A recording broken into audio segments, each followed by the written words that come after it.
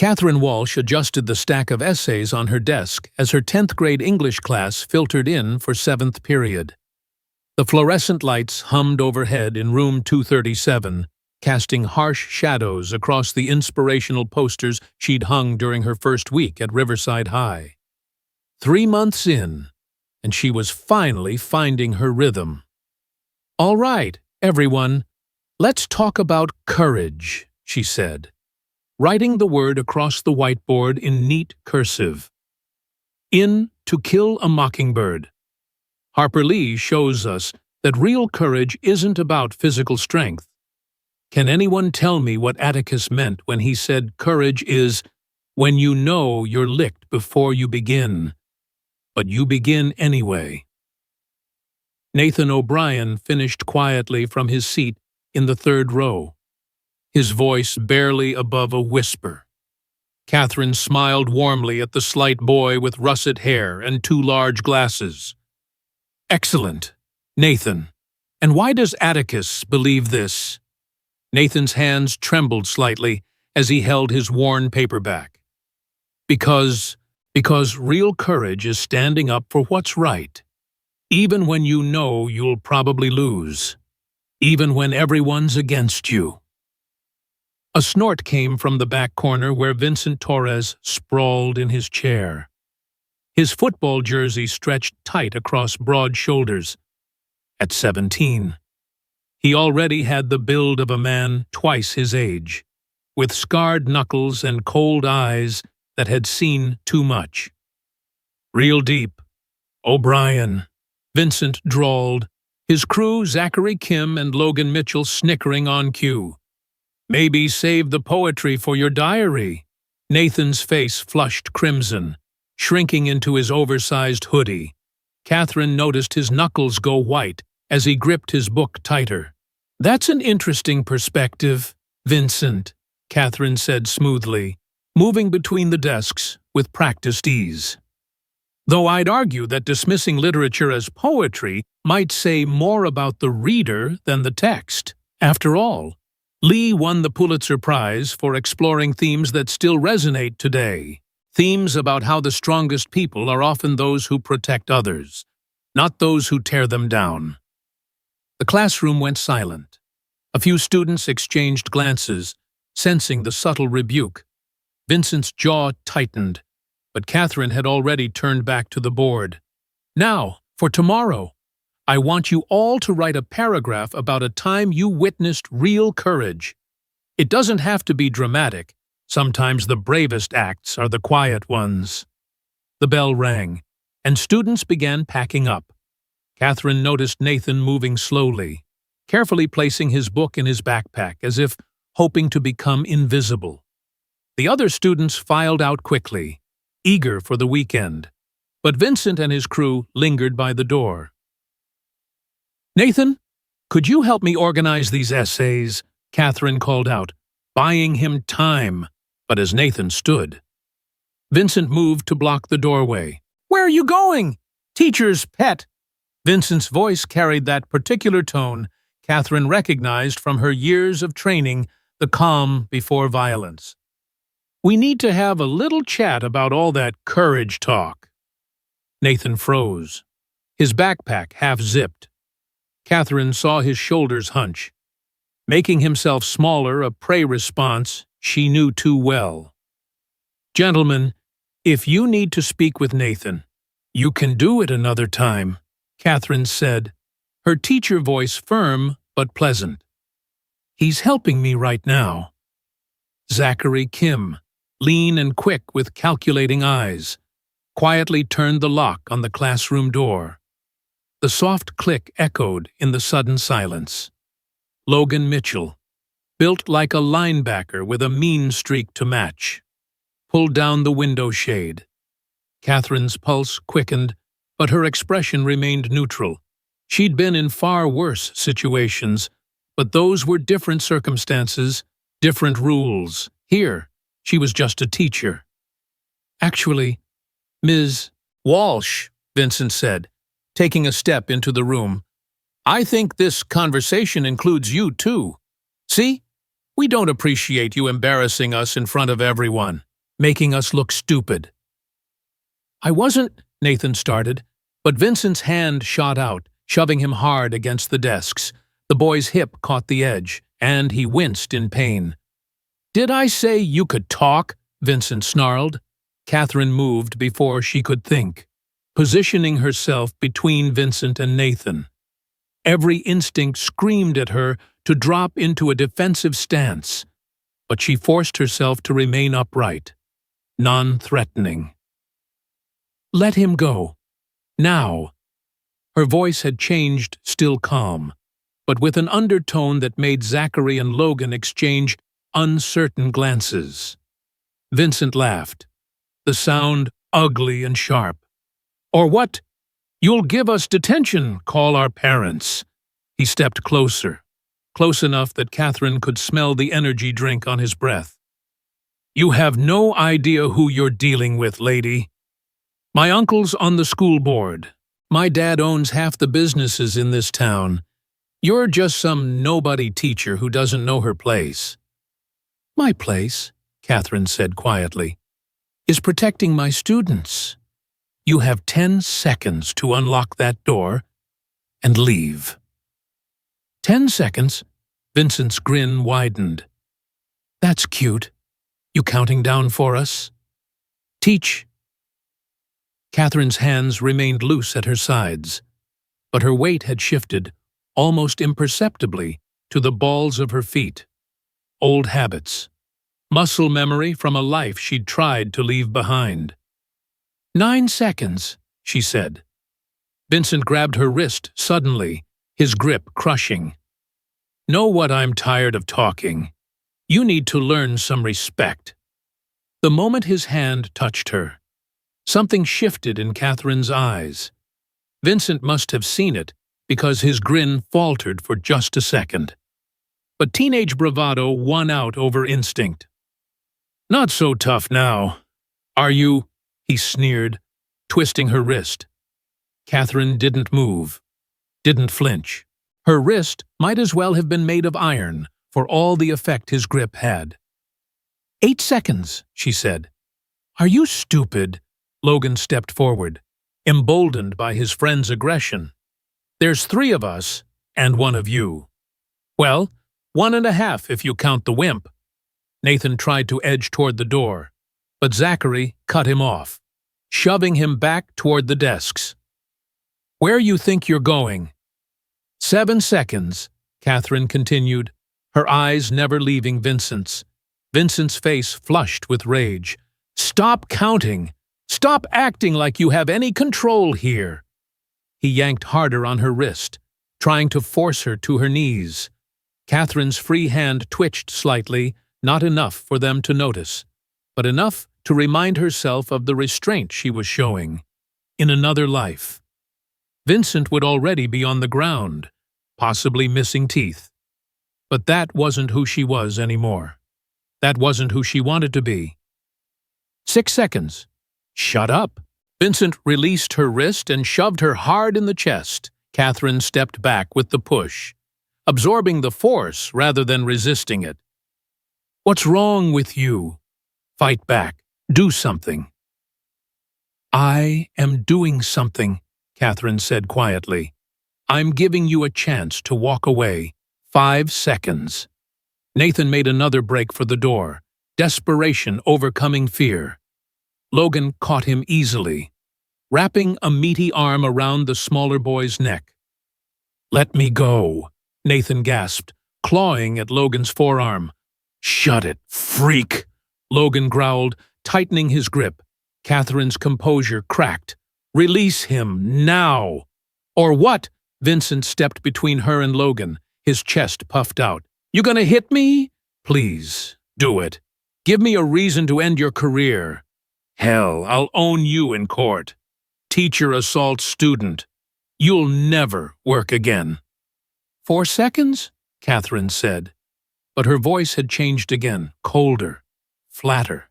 The voice of someone who had made peace with what was about to happen. Vincent must have heard it too, because he actually stepped back. Then, catching himself showing weakness in front of his friends, he surged forward again, You know what? Forget the countdown. His hands came up fast, reaching for her throat. Time to teach you what happens when you disrespect Vincent Torres. Time slowed. Catherine saw his hands coming telegraphed, sloppy, all rage and no technique. She saw Nathan's terrified eyes over Logan's arm. She saw Zachary pulling out his phone, probably to record whatever was about to happen. She had a choice. She always had a choice. Walk away. Her therapist's voice echoed. You're not that person anymore. But Nathan's gasping breaths cut through everything else. Vincent's hands were 6 inches from her throat when Catherine moved. To the boys, it must have looked like magic. One moment, their friend was lunging forward, dominant and aggressive.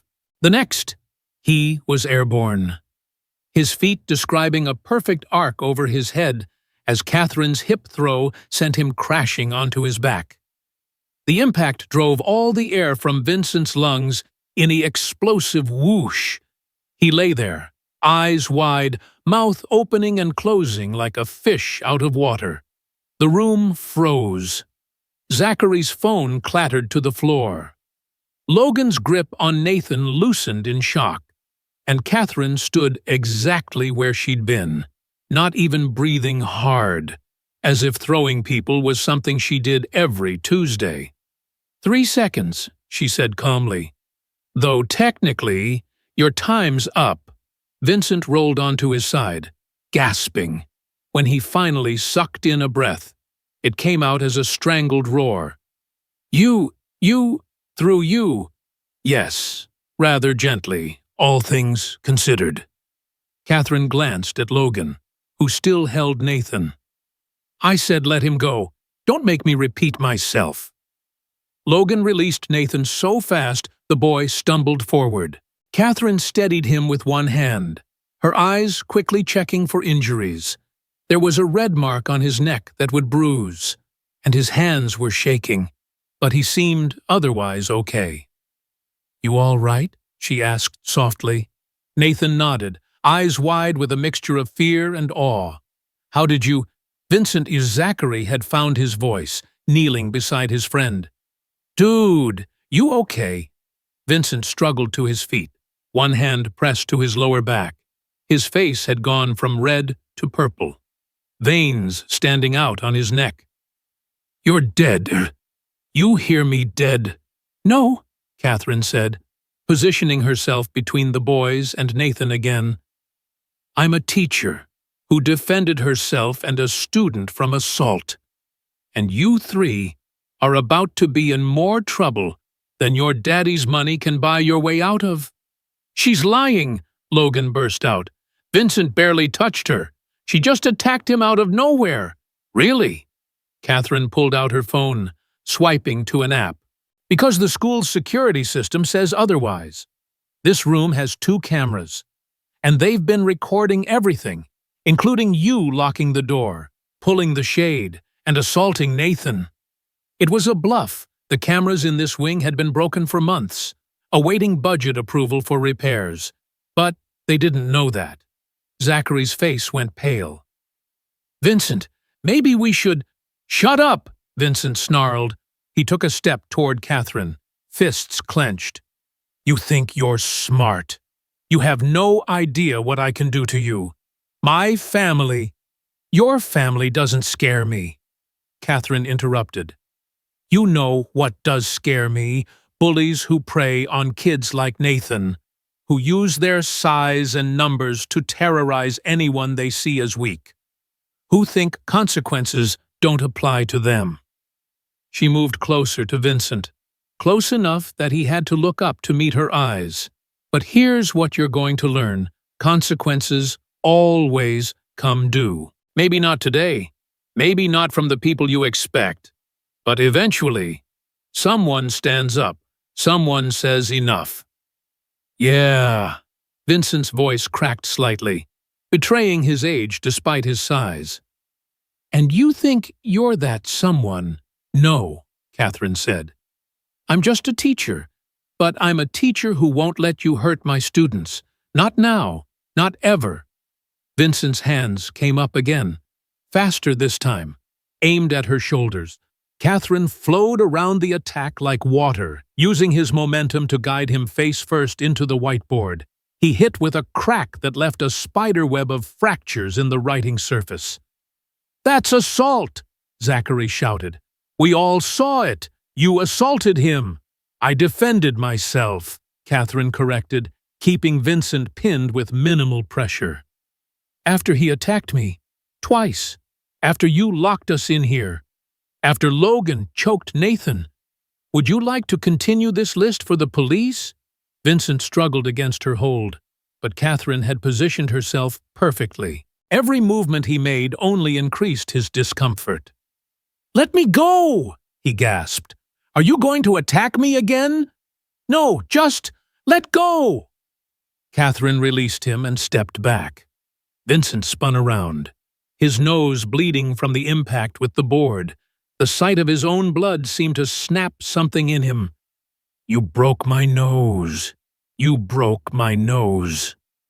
He touched his face gingerly, fingers coming away red. "I'll sue. I'll own you. My dad will." The classroom door rattled. "Ms. Walsh, is everything okay in there?" Principal Sullivan's voice, accompanied by the jingle of keys. Catherine looked at the three boys. Vincent, with his bloody nose, Zachary pale and shaking, Logan edging toward the window as if contemplating escape. "Your choice," she said quietly. "Tell the truth about what happened here, or dig yourselves deeper. But know this, I've dealt with bigger bullies than you. Real ones. The kind that don't stop at bloody noses. And I'm still standing." The lock turned. The door opened. Principal Sullivan stepped in, followed by two security officers. His eyes widened as he took in the scene, the cracked whiteboard. Vincent's bloody face, the overturned desks. What in God's name happened here? For a moment, nobody spoke. Then Nathan O'Brien, quiet. Terrified Nathan, who had started this day just wanting to discuss literature, stepped forward. "They attacked us," he said, voice shaking but clear. "Vincent, Zachary, and Logan, they locked us in. They grabbed me, and when Ms. Walsh tried to protect me, Vincent attacked her. She was just defending us." "That's a lie," Vincent exploded. "She threw me. She smashed my face into the board. She's crazy." Principal Sullivan looked between them, then at Catherine. She stood calmly, her clothes unruffled except for some chalk dust from the board. "Ms. Walsh." "I think," Catherine said evenly, "we should review the security footage. It will show everything quite clearly." Vincent's face went from purple to white. The cameras don't work. Everyone knows they've been broken for months." Catherine smiled slightly. "Do they? How interesting that you know that. Vincent, almost like you've made a habit of choosing this room for activities you didn't want recorded." "That's not... I didn't mean..." "He's lying about the cameras," Zachary blurted suddenly. "They work. We thought they didn't, because that's what everyone said. But she's right. They work. And they'll show Vincent grabbed her first and—" "Shut up!" Vincent roared at his friend. "No, you shut up," Zachary shot back, fear finally overwhelming loyalty. "I'm not going to jail because you can't control your temper. My parents will kill me." "Nobody's going to jail," Principal Sullivan said, though he gestured for the security officers to position themselves between the boys and the door. "But we are going to sort this out. All of you. To my office. Now." As they filed out, Catherine put a gentle hand on Nathan's shoulder. "You okay?" He nodded, then surprised her by saying, That was amazing. How did you learn to do that?" Catherine's smile was sad. "A story for another time. What matters is, You were safe, and you spoke up. That took real courage. Like Atticus, Nathan said softly. No, Catherine replied, guiding him toward the door. Like Nathan O'Brien, your own kind of courage. Behind them, Vincent's voice echoed down the hallway. This isn't over. You hear me?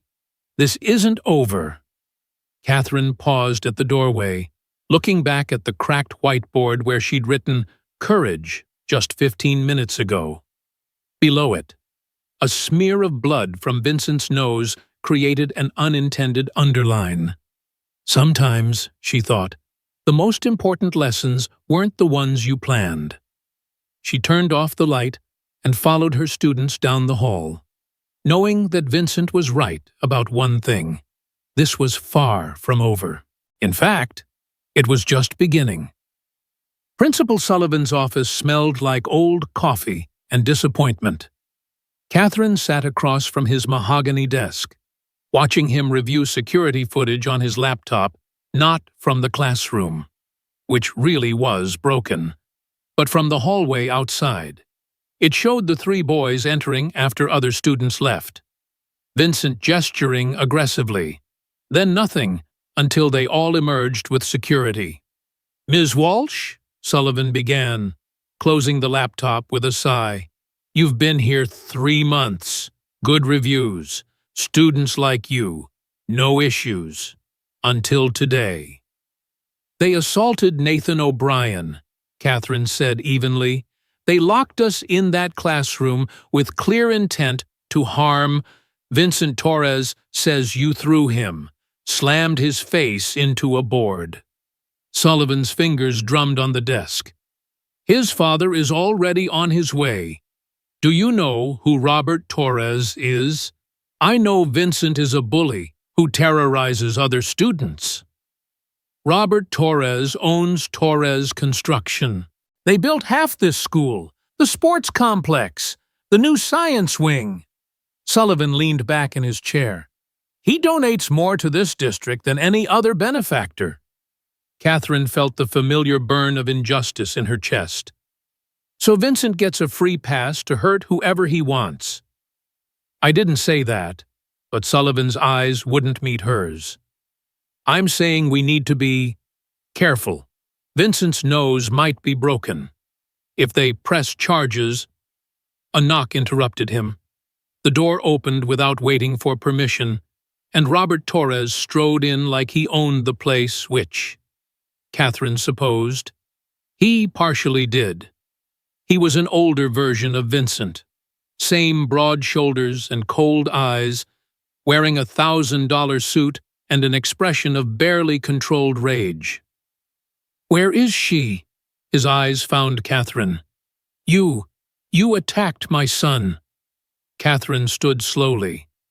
Your son attacked a student. I intervened. You threw him, broke his nose. Robert's face flushed red. Vincent told me everything. How you've been targeting him in class, humiliating him. And now this physical assault? Mr. Torres, Sullivan interjected weakly. Perhaps we should wait for all the facts. The facts. Robert spun on the principal. The fact is, this woman assaulted a minor. My minor. I want her arrested. Fired. And then I'm going to sue her and this district for everything. Your son is a predator. Catherine's calm words cut through Robert's tirade like a blade. The room went silent.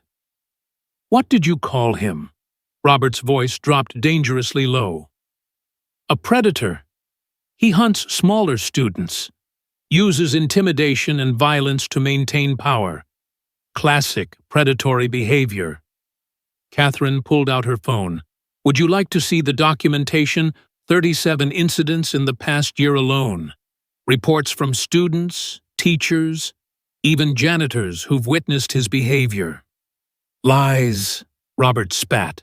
Jealous kids making up stories, like Maya Patel, who needed stitches after Vincent shoved her into a locker, or Marcus Washington, who transferred schools after Vincent's crew harassed him daily for being in theater instead of sports. Catherine scrolled through her notes. Or Nathan O'Brien, who has bruises on his neck right now from being choked by Logan Mitchell, while Vincent watched. Robert's jaw tightened. Even if, and I'm not saying it's true, but even if Vincent made some mistakes, that doesn't give you the right to assault him. I defended myself and a student. There's a difference. You're trained. The words burst out before Robert could stop them. Catherine noticed Sullivan's sharp look. Trained? She asked quietly. Robert recovered quickly. Don't play dumb. Vincent said you moved like a professional. Military police. Catherine was saved from answering by another knock.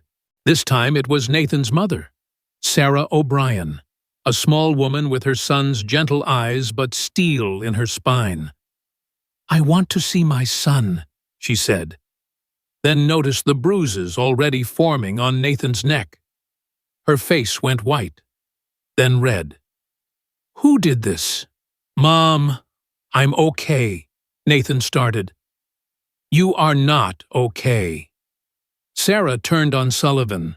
This is what okay looks like. My son being choked in your school. Mrs. O'Brien, there was an incident. An incident. Sarah's voice rose. My son calls me crying, saying 3 boys attacked him and his teacher. And you call it an incident. Your son is being dramatic. Robert interjected. Boys will be boys. A little roughhousing. Sarah O'Brien turned on him slowly. Did you just excuse someone choking my child as roughhousing?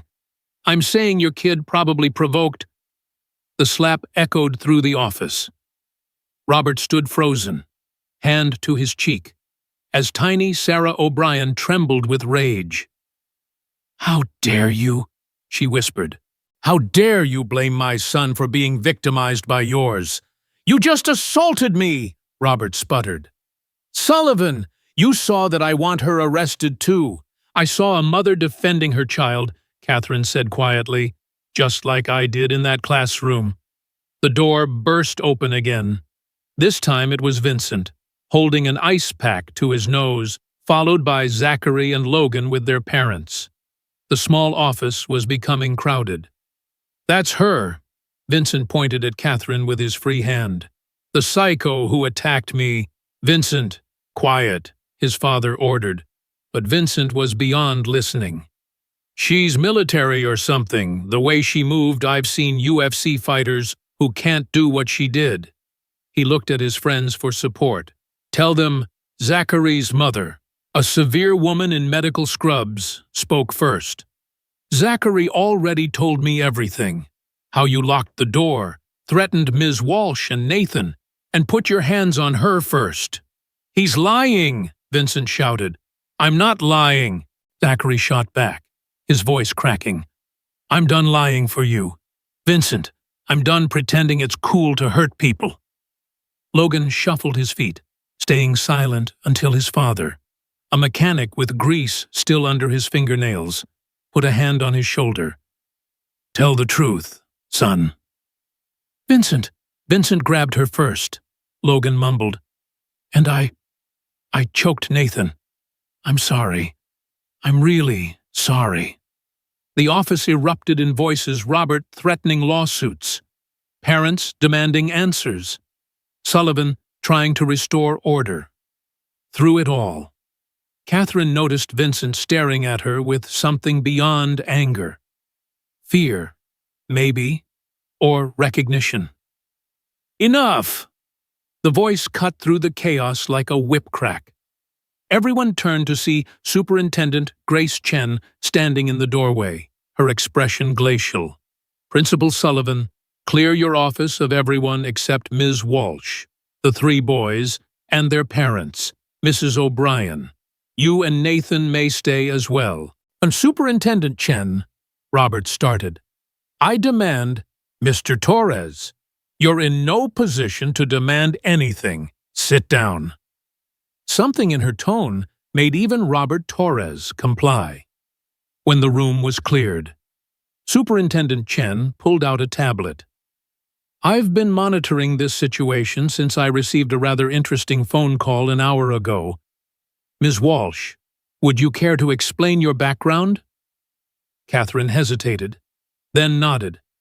7 years, Marine Corps, military police, specialized in defensive tactics instruction. The room went silent. "And after your service," Chen prompted.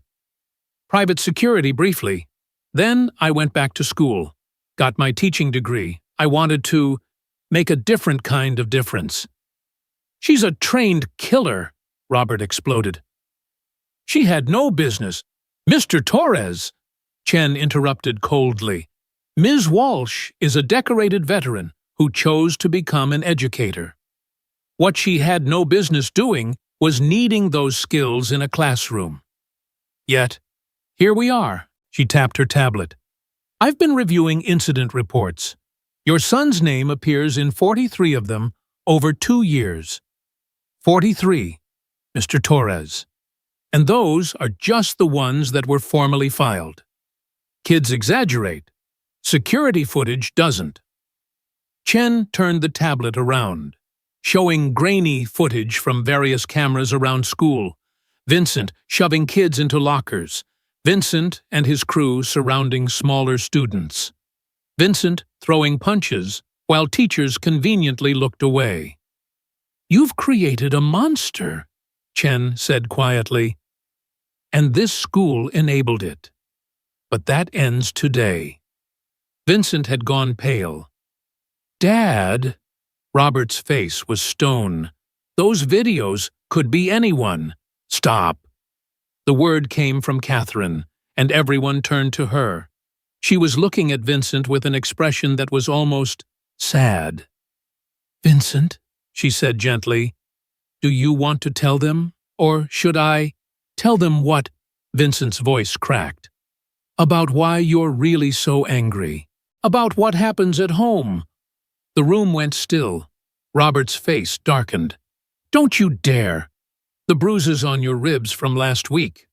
Catherine continued, still looking at Vincent. "The ones you told everyone were from football practice. But football season ended a month ago." Vincent's breath hitched. "The way you flinch when adult men raise their voices. The way you always position yourself near exits. The way you use violence to feel in control. Because at home, you have none." "Shut up," Vincent whispered, but tears were building in his eyes. "You're not a bad kid, Vincent. You're a hurt kid who's hurting others because it's all you know." "I said shut up!" Vincent screamed, lunging at her again. This time, Catherine simply stepped aside, caught his arm, and guided him gently but firmly into a chair. Not a throw, not a strike, just redirection. "It's okay to be angry," she said softly, maintaining a comforting hold on his shoulder as he broke down. "It's not okay to hurt others because of it." Robert Torres stood frozen, his face a mask of rage and something else, guilt. "Vincent," Sarah O'Brien said gently, "is someone hurting you at home?" "No," Robert barked. "My son is fine. We're leaving, now."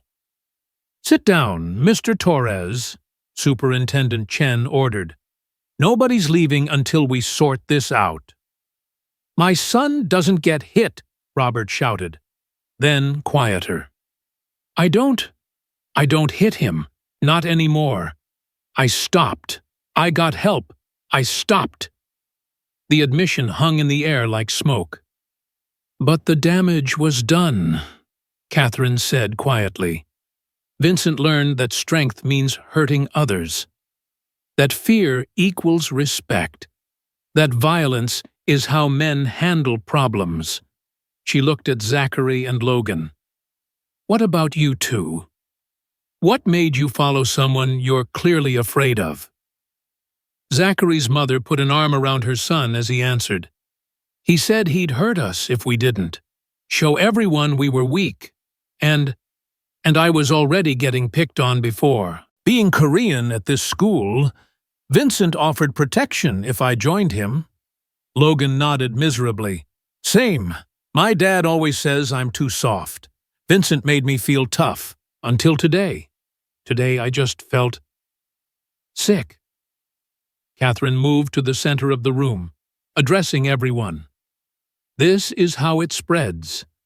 Pain to pain, fear to fear. One bully creates 3 more, who create 9 more, until the whole school is infected. So what do we do? Sarah O'Brien asked. We break the cycle, Catherine said. She looked at Vincent, who was wiping his eyes with shaking hands. It starts with accountability, real consequences, but also real help. I want them expelled, Sarah said firmly. All 3 of them. Mom, Nathan started.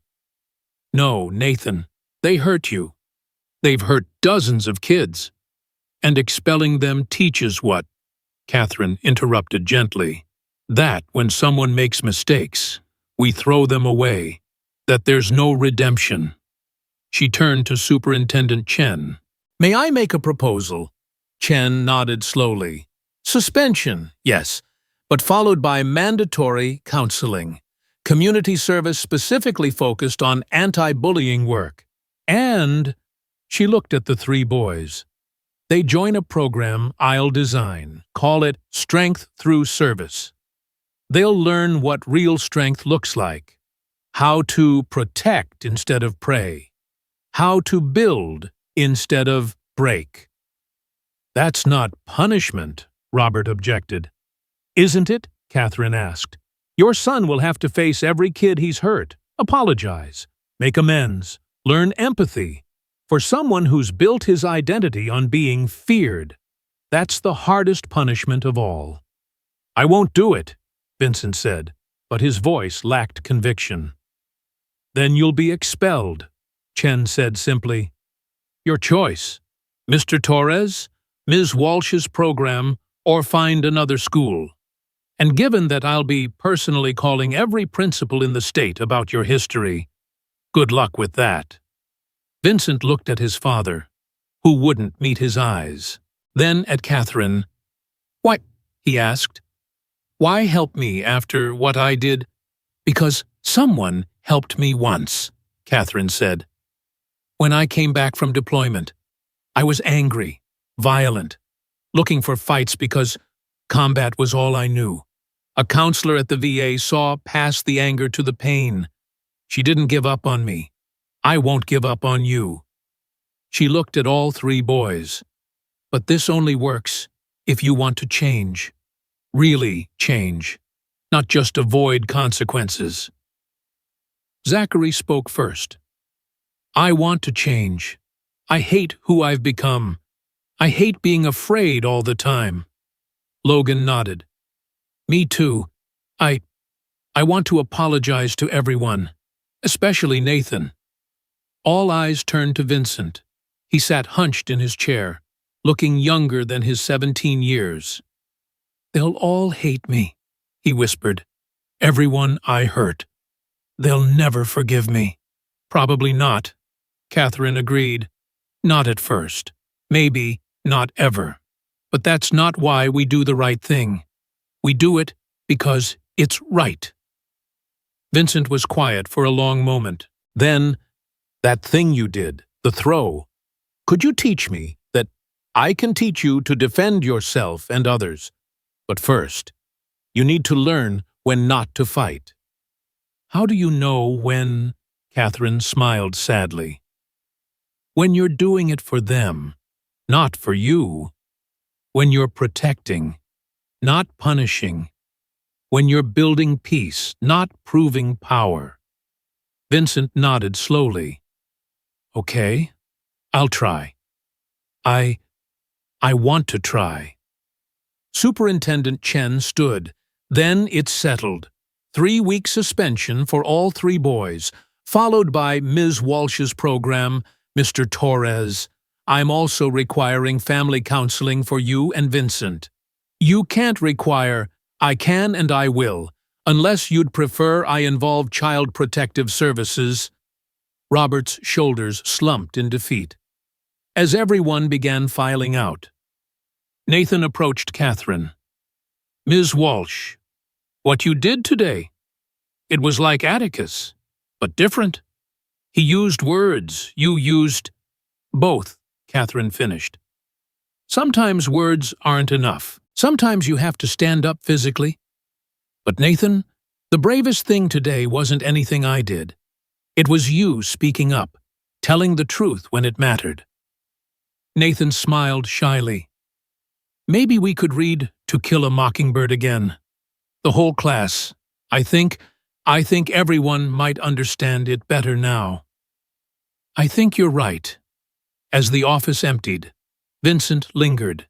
His father had already left, unable to face anyone. Ms. Walsh. His voice was small. I'm sorry. Really sorry. Not just because I got caught. When you talked about the bruises, no one ever noticed before. Or they noticed and didn't care. I noticed because I've been there, Catherine said gently. The anger. It feels safe, doesn't it, like armor? But it's really a prison. How do you get out? One day at a time, one choice at a time, and with help. She handed him a card. My number. If you need to talk, if you feel the anger building, call me. Vincent took the card with shaking hands. Why are you being nice to me? Because someone was nice to me when I didn't deserve it, and that made all the difference. As Vincent left, Superintendent Chen remained behind. That was quite a risk you took, she said, revealing your background, taking on these boys. Teaching is about taking risks, Catherine replied. Every day. We risk caring about kids who might disappoint us, risk believing they can be better, risk standing up for what's right, even when it's easier to look away. The board will want to review your methods. Some parents will be uncomfortable with a combat-trained teacher. Catherine shrugged. Let them, today. Those skills protected a student. Isn't that what we're here for? Chen smiled. Indeed. Your program proposal have it on my desk by Monday. We'll need structure, metrics, accountability measures. Already working on it. As Chen left, Catherine stood alone in the office, looking out the window at the school grounds. Students were heading to their buses, laughing, talking, safe for now. Her phone buzzed. A text from an unknown number. Ms. W., this is Maya Patel. I heard what you did today. Thank you. Maybe now things can finally change. A student who's tired of being afraid. Catherine smiled. Typing back, change starts with one person standing up. Today. That person was Nathan. Tomorrow. Maybe it's you. She gathered her things and headed back to her classroom. Tomorrow. They'd return to studying literature, to parsing meanings and analyzing themes. But today's lesson about courage, consequences, and redemption, that was the one that would stick. As she passed the gym, she heard the squeak of sneakers on wood. Through the door's window, she glimpsed the basketball team practicing. On the bleachers sat 3 boys who would normally be on the court: Vincent, Zachary, and Logan, suspended from all activities, watching their former life from the sidelines. Vincent caught her eye through the glass. She nodded once. He nodded back. The real work was just beginning, but for the first time since she'd left the Marines. Catherine felt like she was exactly where she belonged, not using her fists to wage war, but using her skills to wage peace. One student at a time, one choice at a time, one day at a time. The cracked whiteboard would be replaced next week. But Catherine decided to take a photo first, the word courage still visible above the spiderweb of fractures. A reminder that sometimes the most important lessons come from the most unexpected moments. And sometimes, the wrong person to mess with becomes exactly the right teacher for the job. As Catherine drove home that evening, her phone rang. The caller ID showed her therapist's office. "Catherine, I heard about the incident at school today. Are you all right?" "I'm good. Dr. Morrison. Better than good, actually." Catherine stopped at a red light, watching families walking dogs in the fading sunlight. "I used my training today, not to hurt, but to protect. It felt right." "That's wonderful progress. Remember when you first came to me, you were terrified of your own capabilities." "I thought violence was all I was good for," Catherine admitted. "But today I realized something. These skills aren't just about fighting. They're about knowing when not to fight, about having the strength to show mercy." And the boy Vincent, hurting, angry, scared, everything I used to be. The light turned green. But willing to try. That's all any of us can do. Right? Try to be better than we were yesterday. Indeed. Same time next week. Actually, could we move it? I'll be running an after-school program, teaching kids like Vincent that real strength isn't about domination. Dr. Morrison's smile was audible. "I think that's exactly where you need to be." As Catherine pulled into her driveway, she noticed her elderly neighbor, Mrs. Chen, struggling with grocery bags without hesitation. She jogged over to help. Sometimes the smallest acts of strength mattered most.